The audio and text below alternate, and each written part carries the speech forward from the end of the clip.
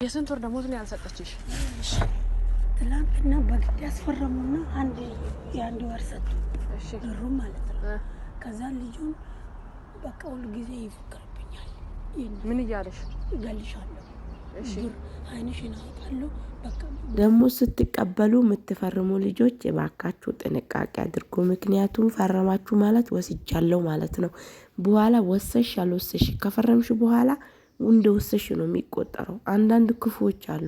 አሰላሙ አለይኩም ወራህመቱላሂ ወበረካቱ። ውድና የተከበራችሁ ውድ ቤተሰቦቼ ሁላችሁም በያላችሁበት አላህ ይጠብቃችሁ ይጠብቀን። ለቤቴ አዲስ ሆናችሁ ሰብስክራይብ አድርጉ። ካጠገባችሁ ቡናም ሻይም ውሃም ካለ እየጠጣችሁ ይህን ቪዲዮ እስከ መጨረሻው ተከታተሉ። እንግዲህ እኔ እንደ ድሮ አንዳንድ ነገር ሳይ እኔ ድሮ ቪዲዮዎችን ብሰራ በጣም ጥሩ ነበረ። ምክንያቱም አንዳንድ ልጆች እየጠየቃችሁ ስለሆነ ረህሙ እንደ ድሮ መስራት ተውሽሳ ምን ነው ስላላችሁ እኔ ሚዲያ ማልከታተል ስልኬን ማልይዝ ምን እንደሆንኩ አላውቅም። ለዛ ነው እንጂ እኔ አውቄ ዝም ያልኳችሁ እንዳይመስላችሁ። ሸበካ አለኝ፣ ስልክ አለኝ፣ ሁሉ ነገር አለ። ግን ምን እንደሆንኩ አላውቅም። ብቻ አልሐምዱሊላህ። እና ይሄ ቪዲዮ ቢሰራ ምናልባት አንድ ሁለት ልጆች ከዚህ ቪዲዮ ሊማሩ ይገባል። ወላሂ እውነቴን ነው የምላችሁ። ምክንያቱም አንዳንድ ባለጌ ሰሪዎች የሰውን ሀቅ የማይፈሩ ለሰራተኛ ግድ የሌላቸው ሰውን የሚፈሩ አላህን የማይፈሩ ስለዚህ ለሰው ብለው ደግሞ እንደሰጣችሁ እንደተቀበላችሁ አድርገው ብር ሳይሰጧችሁ እናንተን ያስፈርማሉ። ቋንቋ አታውቁ ምን አትሉ። ስለዚህ ስጡኝ ስትሉ ነገ ዛሬ እያሉ አንድ ቀን ያስፈርሟችኋል። ሳይሰጡ ሁሉም አይደለም። በዚሁ አጋጣሚ የማያስፈርሙም አሉ። ብራችሁን በየወሩ ቁጭ አድርገው የሚሰጡም አሉ። በዛው ልክ ደግሞ መጥፎቹ አሉ። ስለዚህ እባካችሁ ብር አላላ እና ተጠርቼ ሄጄ ነበረ ተመልሼ የመጣው የኔ ሴትዮ ማለት ነው። የመጀመሪያ ጊዜ እዛ የነበርኩ ሰዓት ማለት ነው ሲወስድ ታስፈርመኝ ነበር። አንዳንዴ ሳታኝም ቆይታ ታስፈርመኛለች ምናምን እንደዛ ነበረ። ከዛ በኋላ ያው ብዙም ስለቆየው ማስፈረሙን ተወቹና እኔ ተናግሬዋለሁ ከዚህ በፊት ምናልባት አዲሶች የበፊቱን ቪዲዮ ያላያችሁ የቪዲዮ ያኒ ስላወራሁት ዳግም ያወራሁት ማለት ነው። እና ምን ልላችሁ ፈልጌ ነው ስመጣ ወደዚህ ሊመጣ ፕሮሰስ ሲጀምር ምን ያረገች ወረቀት አሳትማ ያመጣች አባስታ ማለት ነው የሚፈርምበትን ወረቀት። እኔ ደግሞ እቃ ያው አባቴ ሞቱ እንትን የነፃ ወረቀቱን ሳላስወጣ መጣሁኝ። እንትን ልሂድ ኤምባሲ ልሂድ የነፃ ወረቀት ላጽፍ ስላት አንገበገባት። ሌላ ሰው ሆነችብኝ። ሌላ ሰው ተቀያየረችብኝ አልኳችሁ። እሷ የመሰላት በቃ ስላልፈረምኩ ያንን ገንዘብ እንድቀበላት በአዲስ መልኩ አድርጌ ካስሼ እንድቀበላት ነው መሰለኝ። አንቺማ የሆነ ሰው መጥፎ ነገር አስተምሩሻል። አንቺማ የሆነ ተንኮል አስበሽ ነው እንጂ ለምንድን ነው የነፃ ወረቀት የምታጽፊው? እንደዚህ አይነት የሚባል ነገር አላቅም አትሄጂም አለችኝ። እኔ ሄዳለሁ አለ ከፈለግሽ ሰውም ጠይቂ ብዙ ቃካሽ የነፃ ወረቀት ታጽፊ ያለሽ እቃሽን ታስመዘግቢ ያለሽ ከዛ እቃሽ ሲሄድ ብዙ ቀረጥ አትቀረጭ ምናምን ስላት ማለት ነው። አይሆንም እቃሽን ላኪ በዚሁ ትኬት ቆርጥልሻለሁ ሄደሽ እቃሽን ከዛ ተቀበይ።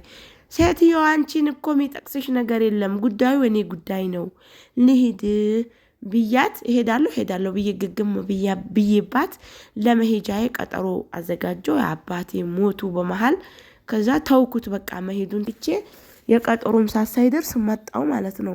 ሌላ ትኬት መጀመሪያ ቆረጥሽ ትኬት ትቼ ሌላ ትኬት ቆርጬ መጣው። ግን እንደዛ ስላት በዛ ሰሞን ማለት ነው ወረቀት ኮፒ አርጋ አባስታ አመጣች። የ7 ዓመት ብር እኔ ወስጄዋለሁ። የለም የ7 ዓመት ብር ማለት ነው 7 ወረቀት የ12 ወር እንደው አዙሮ ሊደፋኝ ሲፈርም ማማ ካላስ ተዓብት እኔ አልፈርምም እኔ ወስጄዋለሁ ምን ያደርግልኛል እያልኩ እየሳኩ ከፈለግሽና የ11ዱን ዓመት እንደገና ፈርመዋለሁ አምጪው እያልኳት እየሳኩ አናዳኝ ነው እና ፈረምኩ። አስፈረመችኝ። እነሱ በዚህ ናክል ነው ተጠራጣሪ ናቸው። እና እንትን ሳትሉ የአንድ ወር ከወሰዳችሁ አንድ ቦታ ብቻ ነው መፈረም አለባችሁ። እንግሊዝኛ ካወቃችሁ በእንግሊዝኛ ወራቶቹ 12ቱም ወራቶች በአረብኛና በእንግሊዝኛ አሉ ማለት ነው። በስንተኛ ወር እንደወሰሽ እዛው ላይ አይተሽ ጠቅ የሁለት ወር ከወሰሽ ሁለት ቦታ ላይ መፈረም፣ የአንድ ወር ከወሰሽ የአንድ ወር፣ የአራት ወር ከወሰሽ አራት ቦታ ላይ እንደዛ አርጋችሁ ፈርሙ ነው ምላችሁ። እስቲ የዚችን እህታችንን ቪዲዮ ላስገባላችሁ። የስንት ወር ደሞዝ ነው ያልሰጠችሽ?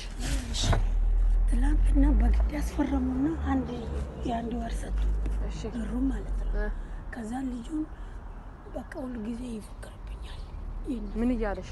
እገልሻለሁ፣ እሺ አይንሽን አውጣለሁ። በቃ ብሩን ስጠይቅ ሁሉም ይችላሉ። የስንት ወር ደሞዝ አልሰጠሽም እስካሁን? እሺ አሁን የአንድ ወር ቀርቷል። የአንድ ወር ሰጡኝ ትላንትና። እሺ የአንድ ወር ደሞዝ ነው የቀራቸው እነሱ ጋር ግን ያኛውን ሁሉም ሰጥተዋል። የሰባቱንም አሁን እኮ አልሰጡም። ሲጠይቅ በቃ እዚህ አስቀምጪ አይደለም። አሁን አንቺ ከመጣሽ ስንት ወርሽ ነው እዚህ ቤት? ስምንተኛ ወርሽ ነው። የስንት ወር ደሞዝ ተቀብለሻል? አሁን የአንድ ወር ተቀብለሻል። የአንድ ወር ብቻ? የሰባት ወር እነሱ ጋር ነው። የሰባት ወር በሙሉ እነሱ ጋር ነው። እሺ ሌላስ? በቃ ይፎክራሉ። እኔ ዝም ብዬ አሁን ምንም ማለት መውጣት ነው የምፈልገው። እሺ መጥፋት አትችይም? ይችላለሁ። በቃ ቦታውን አዘጋጁና እኔ እወጣለሁ። ቦታ እንዴት እናዘጋጅልሽ? እሺ እኛ ላንቺ ቦታ ስራ ምናምን ካለ እኔ እወጣለሁ። ስራ እኮ አይጠፋሽም። የኢትዮጵያ ሰው ብዙ ስላለ አሁን አንቺ እነሱ ቤት የሉም ሳ ጠፍተሽ እንትን ማለት እኮ ትችያለሽ። ፖሊስ ጣቢያ መሄድ ትችያለሽ። አሁን ነው ወጥተሽ ማለት ነው። አሉ ቤት ልጅ እኮ አለ እና ምን ያደርጋል እሱ? አልተኛም። መጥቶ ነው ልጁ ታስተኝ መጣ።